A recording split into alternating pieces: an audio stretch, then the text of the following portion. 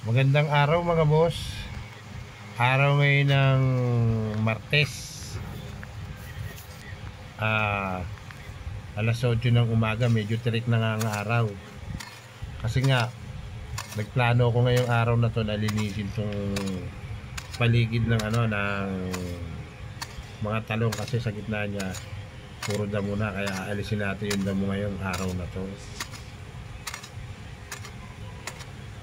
Para naman maganda yung lalakaran mo kasi pinamugaran din ng noon ng mga cobra, kaya kailangan laging malinis yung paligid ng mga nadaanan natin kasi baka mamaya may nakaikot na cobra dyan, matuklaw tayo kasi ang daming nahuling cobra dito sa lugar namin. Itong lugar na to mismo na dami, kaya medyo takot din ako na gumalaw rito. Kaya lang ang ahas naman, pag nararamdaman nilang malapit ka na, tumatakbo na sila. Huwag lang natin maapakan kasi delikado pag naapakan mo eh. Tutuklaw at tutuklaw sila eh. Kaya nag-iingat din tayo. Pero sabi naman nung kasama namin dito na si Jeff, yung nag-aalaga talaga nitong mga gulayan namin dito, eh wala na raw cobra siyang nakikita. Kaya lang naniniguro din ako, mahirap na. Kaya kailangan natin linisin to. At siya naman nagtuloy na doon sa bukid, doon sa kabila, taniman namin ng ng palay kasi nga nakakita raw sila ng hapon na nung umuwi sila eh. Nakakita daw sila ng mga tilapia, baka makahuli daw sila. Ayun, kaya pumunta sila ngayon, sana makahuli nga para may ulam kami ngayong tanghali. Lagyan mo lang natin ng ng kamyas. Tama-tama 'yon. Ayan, talong yan mga boss oh. Yan, talong yan mga boss. Ayan, ang daming andamo sa paligid, kailangan natin linisin. At tinapos ko na yung doon sa paglilinis ng ng mga damo doon sa paligid ng talungan. At dito naman tayo pupunta sa may mga prutas. Ito mga prutas. Ito yung passion fruit mga boss. Wala pa siyang bunga. Pinakita ko lang siya. Darating ng panahon eh, nadami na rin bunga niyan. At ang lemon, namubuhay rin dito. Dati may lemon ako nakatanim dito eh. Ito naman ang dragon fruit. Yung isa passion fruit, ito dragon fruit. Yan. Halos dito naman lahat ang prutas. At ito naman ay alokbate mga boss, napakasarap sa munggo niyan. Yung alokbate na yan, napakasarap sa munggo niyan. Tapos o kaya sardinas lang gigisa mo lang, lalagyan mo lang ng dahon ng alokbate, ayos na. At ito yung kamyas mga boss, yan. May bunga na rin siya, kaya sabi ko kung makakahuli siya, namin sa kamyas, parang aasiman namin ng kamyas, yung kinamyas ang tilapia, masarap yun. Lagyan lang natin ng sibuyas, asin, bacon, tapos na eh. Ganun naman yung pagkain Pilipino eh. Yung lang dito sa probinsya, ganun simple lang, basta may lasa lang, okay na. Sanay ako sa ganun pagkain mga boss, kasi laking probinsya rin naman ako eh. Ito naman ang siningguelas. Yan mga boss. Yan ang siningguelas. Pag namunga yan, walang dahon, puro bunga. Nasa tangkay, bilog-bilog. Ito, malalaman mo na, mamumunga na siya. At ito nga, dumating na pala si Jeff, mga boss.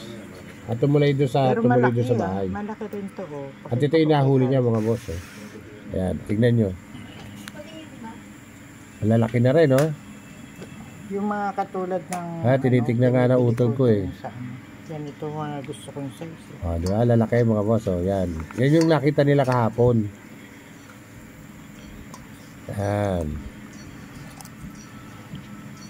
ganitong mga lalaki, size ang gusto ko, Jeff. Yung iba iihaw, yung iba lalagyan natin ng kamyas. Marami na rin kasi bunga yung kamyas eh. Masarap din kasi sa kamyas yan. Ayan, lapad Ayan, sinusukat pa ni Utol.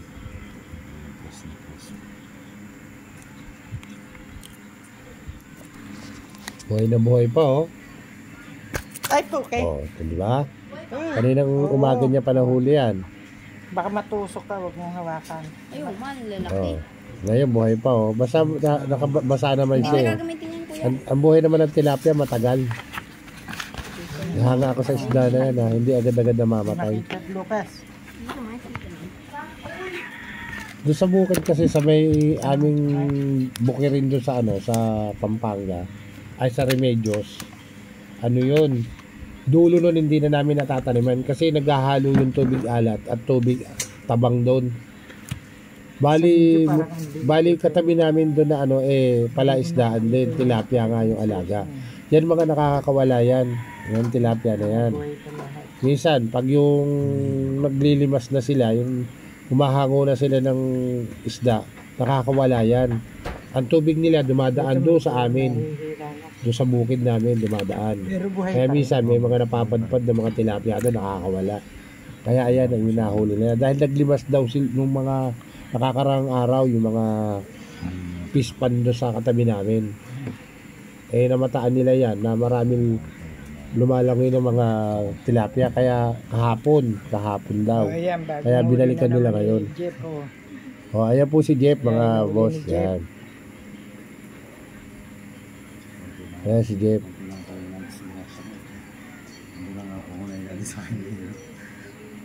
Hindi, okay lang yan, Jeff. Mga huli niya, oh, buhay na buhay pa talaga, oh. Gano'ng kasariwa Buhay yan. pa lahat. Yung mga galaw, oh.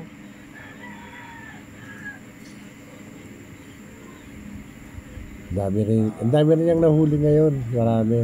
Kasi kahapon nga, nung makita nila yan, sabi niya, babalikan niya daw, kaya binalikan niya. Kasi siya yung nagtatanim doon sa kabila ng mga palay.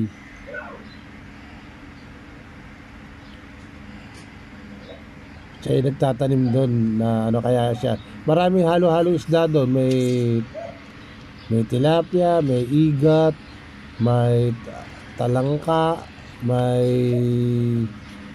martinico, may gurami. Minsan kami nahuli pa sa waron eh. Ay, liliit. Tignan mo nga. Sa amin doon, sa kabilang bukid, sa Remedios. Barrio Remedios yun. Andun yung, meron kaming lupa doon na ano. Ayan si Jeff, lumabas siya. Kaya para mas makita nyo pa yung ano, yung tilapia. Ayan. Sabi ko kasi ilabas eh. Tataba ano? Inihaw? Ayan,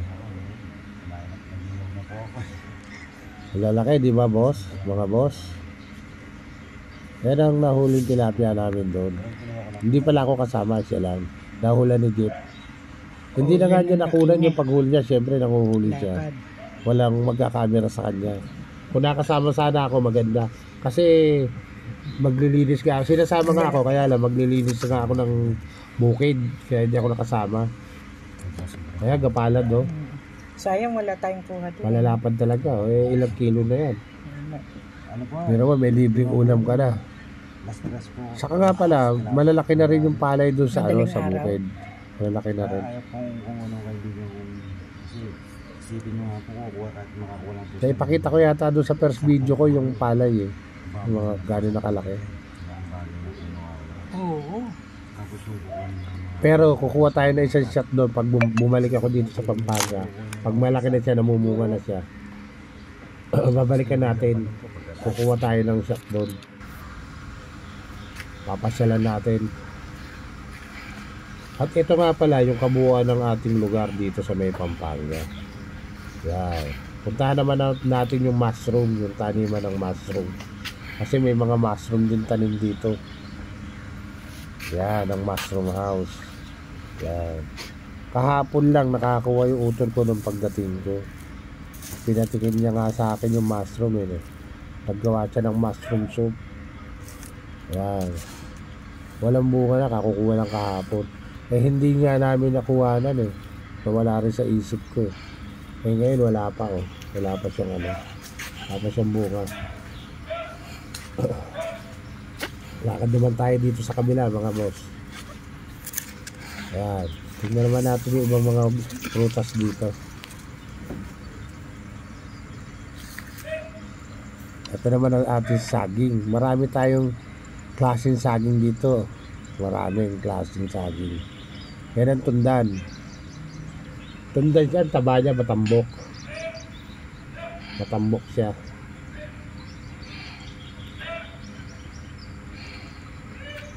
Ayan, mga kalabasa. Oh. Pipino. Yan. At may sitaw din tayo dito, mga boss. Lahat yan, si Jeff ang nagpreparasyon yung ano na yan. Siya ang nag-aalaga niyan. Magaling ang kamay nun sa pag-aalaga. Ayan. Yan ang kabuuan ng lugar namin dito sa Pampanga, mga boss. At ang nakatira lang dito sa amin, sa Pampanga, sa lugar namin dito, yung kapatid ko. Kasi lalos lahat kami magkakapatid nasa Maynila. Yung isa nasa Bulacan. Kaya yung kapatid ko na lang ang nandito. Siya lang. Kasi ang hanap buhay ko nga nandito eh. Yung kapatid ko, dito na siya dati nakatira eh. Kasi ngayon, dito na siya na malagi. Yung lupang ito ay sa magulang namin. Ang magulang namin ngayon wala na. Kaya dito niya napiling tumira. Ayan yung Labanos, oh. Masarap kasi mabuhay dito. Kung ako lang talaga ang tatanungin, gusto ko rin dito. Dahil sariwa ang hangin. Marami kang magagawa. Lalakas ka rito kasi hindi kagaya sa Maynila, di ba mga boss? Sa Maynila, napakahirap ng buhay. Lahat binibili mo. Dito masipag ka lang, magbungkal, magtanim.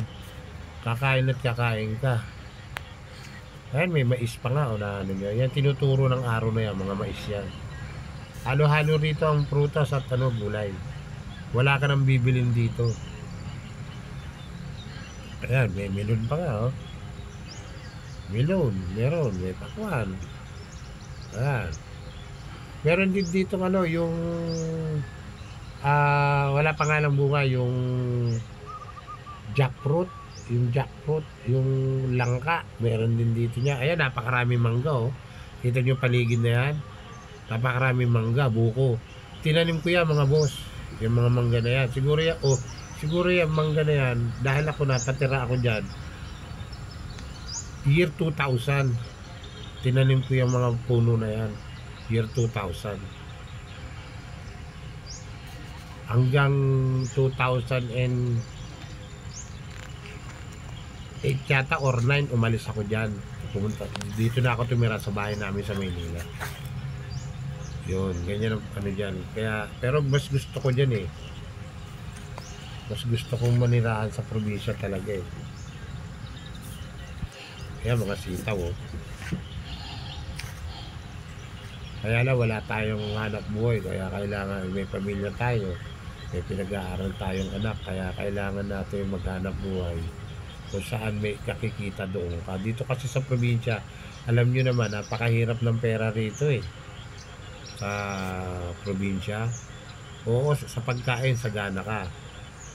Pero syempre, may pangangailangang material din ng mga anak natin. Hindi naman pwedeng puro pagkain lang.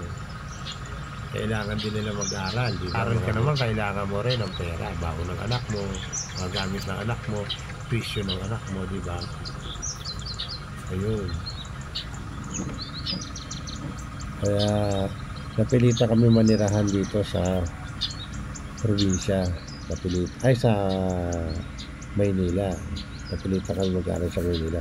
Pero maganda ang lugar namin dito sa probinsya, mga boss. Talagang sariwang hangin, sariwang pagkain, maaga ang tulog.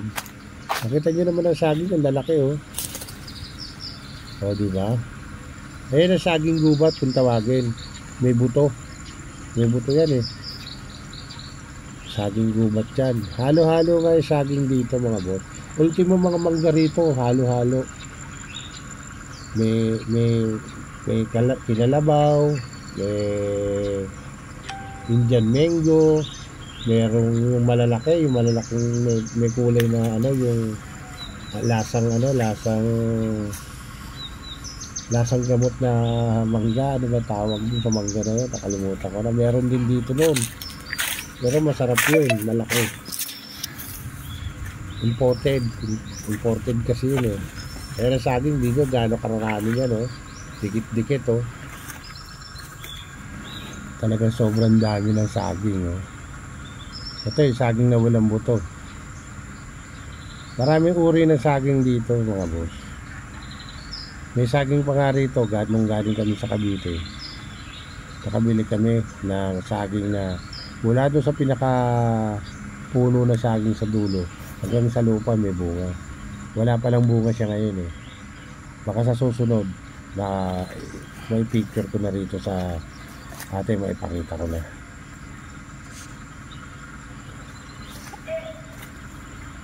Ay, mga saging, mga boss.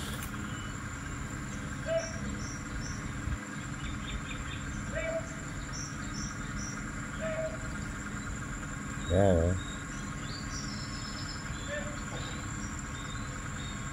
Saka sobrang dami talaga ng ano rito. Hindi na nga tayo gagastos kung pagkain na, kung gulay lang. Andito na halos lahat. Ay, napakaraming ano, no, mga mangga, mga boss, oh. Sobrang dami talaga. At ang papaya, ayan, no, talaga naman paikot yan. Maraming papaya, mga boss. Kung papaya nga lang, ang dami-dami rito, mananawa ka. Kinakain nga lang ng ano, ng bayakan.